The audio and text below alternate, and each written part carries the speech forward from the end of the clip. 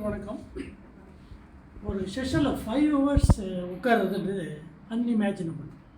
ஏன்னா அந்த ஃபீல்டில் இருந்திருக்கேன், டீச்சிங் ஃபீல்டில் 34 years ஆஃப் சர்வீஸ். இந்த 5 years கண்டினியூஸ் சிட்டிங் இதுதான் first time in my life.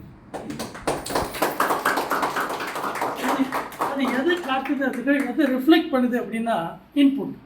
எவ்வளோ இன்புட் கொடுக்குறாங்க, how it is interesting, how it change our life, இப்படியெல்லாம் நம்மளுக்கு பயன்படும் அப்படின்றது தான் அதோட இன்புட்டே, அவுட் செட்.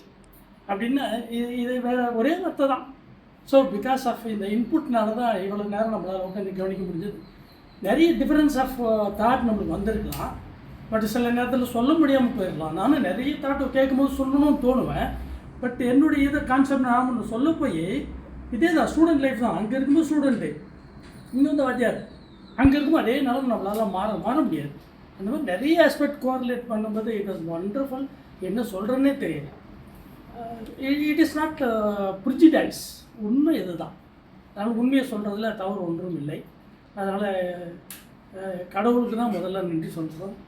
அப்புறம் என்னை பெற்றெடுத்த தாய் தந்தையர், உங்களை எல்லாம் பெற்ற தாய் தந்தையர் முதல்ல தான் இவ்வளோ இந்த பெரிய வாய்ப்பு கிடைச்சிருக்கு. அப்புறம் அவங்க ஒரு இன்ஸ்ட்ருமெண்ட் எல்லாம் ஒன்றுமே பண்ண முடியாது.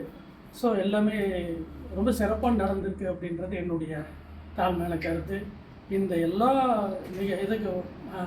நிகழ்வுகளுக்கும் காரணமாக இருந்த கடவுளுக்கு நன்றி சொல்லணும். எல்லாத்துக்குமே நன்றி சொல்லணும்னு ஆசைப்பட்றேன். Thank you very much.